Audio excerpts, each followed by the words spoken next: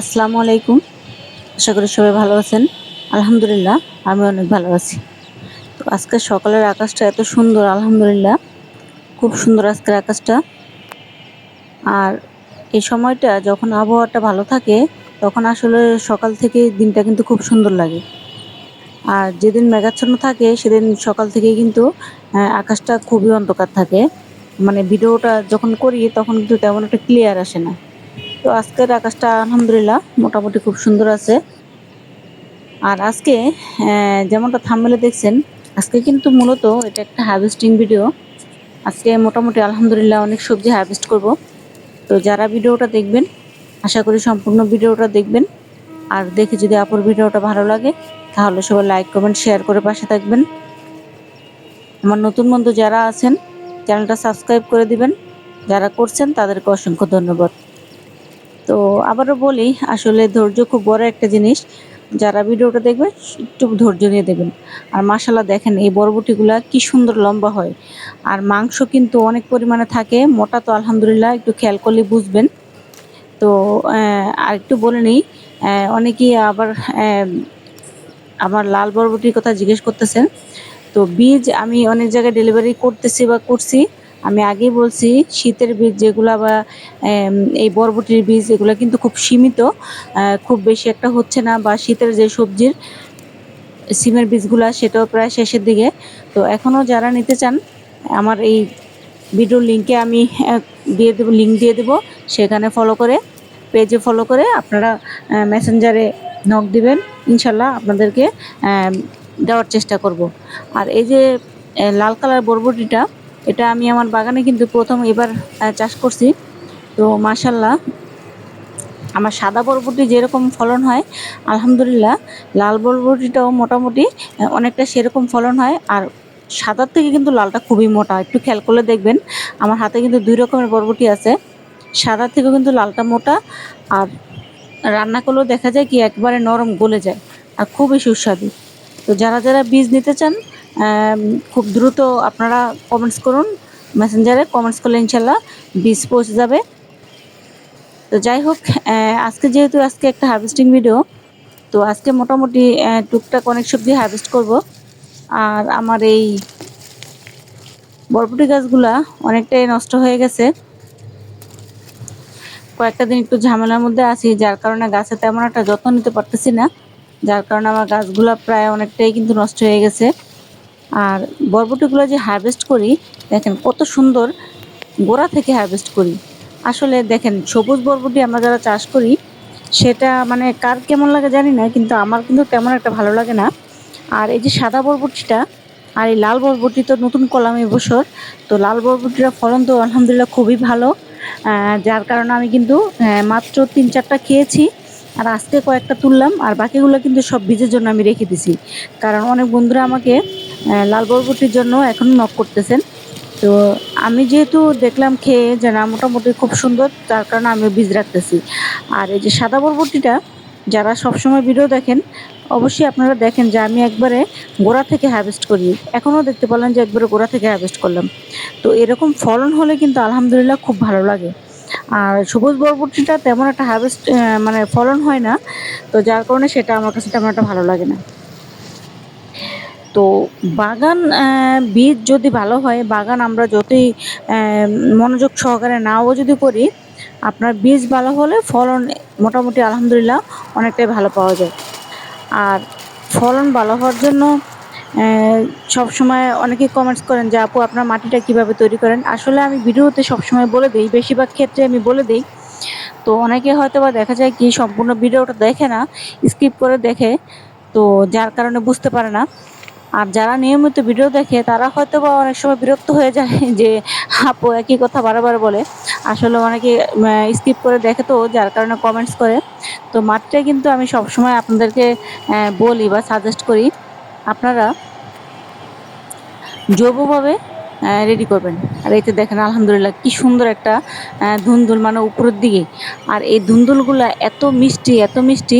যারা আমার কাছ থেকে বীজ নিয়েছেন অবশ্যই আপনারা লাগাবেন। আলহামদুলিল্লাহ আমিও দোয়া করি আপনাদের বাগানে খুব ভরপুর ধুন্দুল হোক।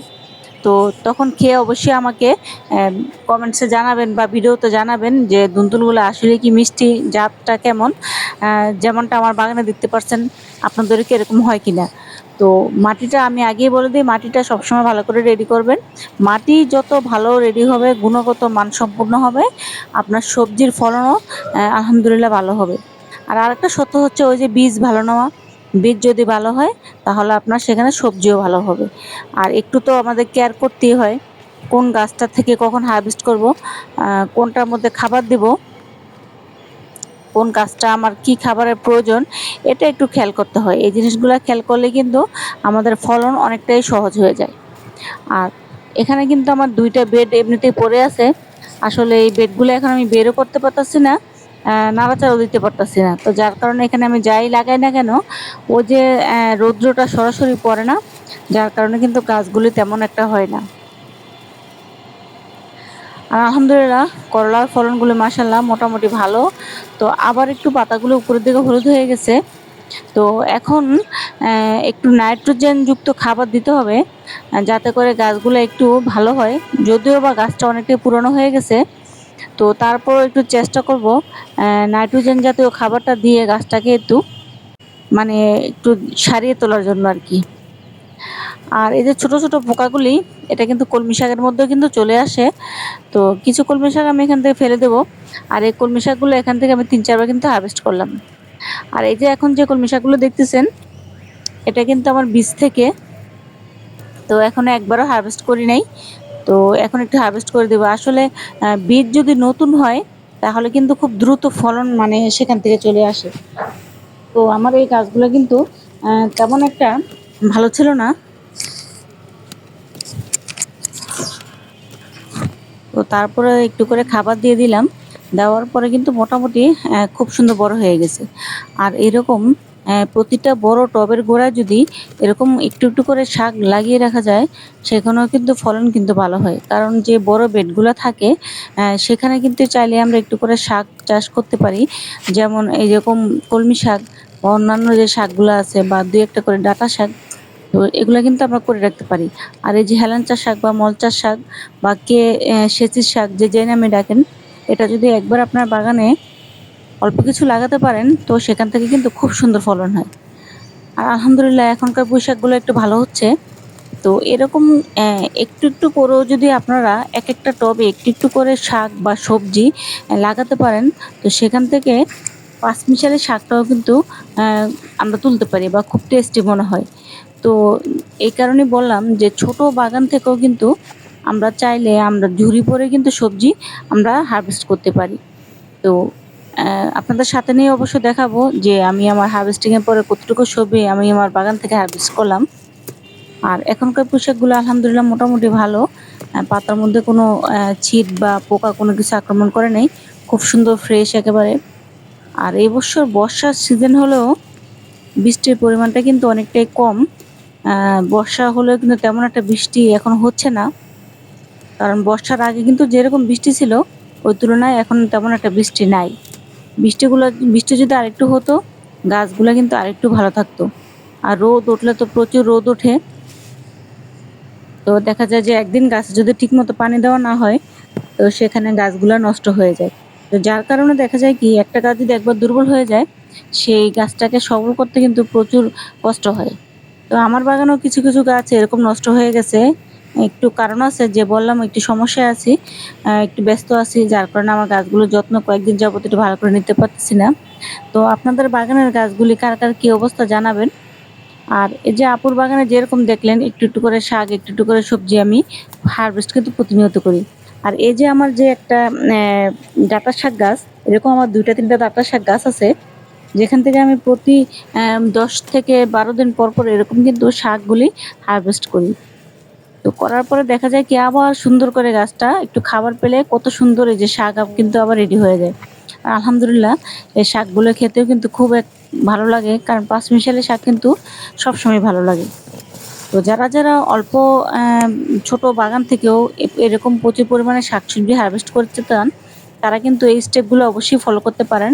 এই যে দেখুন আমি কিন্তু যে শাকগুলো হারভেস্ট করলাম, তো প্রতিটা টবের গোড়ায় এরকম করে একটু একটু করে লাগিয়ে রাখবেন। একটু একটু করে লাগিয়ে রাখলে দেখা যায় কি, যেমন সবগুলা জিনিস একেবারে দিনে কিন্তু হারভেস্ট করা হলো। তো এরকম আবার একই সাথে আপনার সেই শাকগুলা কিন্তু হারভেস্ট করতে পারবেন। তো এই তো এরকম ছোট ছোট টিপসগুলো যদি আমরা একটু আমাদের বাগানে ফলো করি, একটু আমরা গুছিয়ে করি, তাহলে কিন্তু আমাদের বাগান থেকেও, ছোট বাগান থেকেও আমরা সবজি হারভেস্ট করতে পারি। আর একটু আগে যে শাকগুলো দেখলেন, তো দেখেন কতগুলা জিনিস আমি হারভেস্ট করলাম আজকে। আলহামদুলিল্লাহ প্রায় 5 রকমের শাক হবে হয়তো এখানে আমি হারভেস্ট করছি। সবজিও প্রায় 5 রকমের, কারণ সাদা বরবটি, লাল বরবটি, করলা, ধুন্দুল, ঢেঁড়স। দেখেন এই সামান্য একটা জায়গা থেকে আমি কিন্তু মাশাআল্লাহ সবজি কিন্তু মোটামুটি অনেকটাই হারভেস্ট করি। প্রত্যেকটা ভিডিওতে, আমার বড় ভিডিওতে কিন্তু আপনাদেরকে আমি হারভেস্টিং অবশ্যই দেখাই মোটামুটি আলহামদুলিল্লাহ। আর প্রতিটা শর্ট ভিডিওতে আমি সেই হারভেস্টিংগুলো আপনাদের সাথে ছোট্ট করে শেয়ার করি। তো কাদের কাদের এরকম হারভেস্টিং বা এরকম বাগান দেখতে ভালো লাগে কমেন্টস করবেন। আবারও বলে দেই, যাদের বীজের প্রয়োজন অবশ্যই দ্রুত আমার এই ইউটিউবের যেই আমি লিঙ্কটা দিয়ে দেবো, সরি ফেসবুকের, সেখানে পেজে গিয়ে আপনারা ফলো দিয়ে মেসেঞ্জারে নক করবেন। ইনশাল্লাহ আপনাদের এখানেও বীজ পৌঁছে যাবে। আর দেখেন আজকের আকাশটা কত সুন্দর আলহামদুলিল্লাহ। তো একেবারে সবুজের মাঝখানে সাদা। এই আমার আজকের ভিডিওটা কিন্তু একেবারে সকাল ভোর 6টার দিকে করা। তো এই জন্যই বললাম যে আজকে সকালটাই কিন্তু খুব সুন্দর, খুব সুন্দর আলো বাতাস আছে। আর আজকে কয়েকটা দিন যাবত খুবই গরম পড়তেছে, গাছগুলোর অবস্থা খুবই খারাপ। একটু পানি কম পড়লেই কিন্তু গাছগুলো নষ্ট হয়ে যাচ্ছে। তো যাই হোক, সবার ভিডিওটা কেমন লাগলো জানাবেন, কমেন্টস করবেন। ইনশাল্লাহ সামনে আবার সুন্দর কোনো ভিডিও নিয়ে আলোচনা করব। আর যদি কারো কিছু জানার থাকে কমেন্টসে বলবেন, তো রিপ্লাই দেওয়ার চেষ্টা করব। আর যদি কেউ কিছু জানতে চান বা কিভাবে কি করে সেটা দেখতে চান, তাহলে ইনশাল্লাহ কমেন্টস করবেন, আমি যতটুকু সম্ভব আপনাদেরকে বলে দেওয়ার চেষ্টা করব। সবাই ভালো থাকেন, সুস্থ থাকেন, আল্লাহ হাফিজ।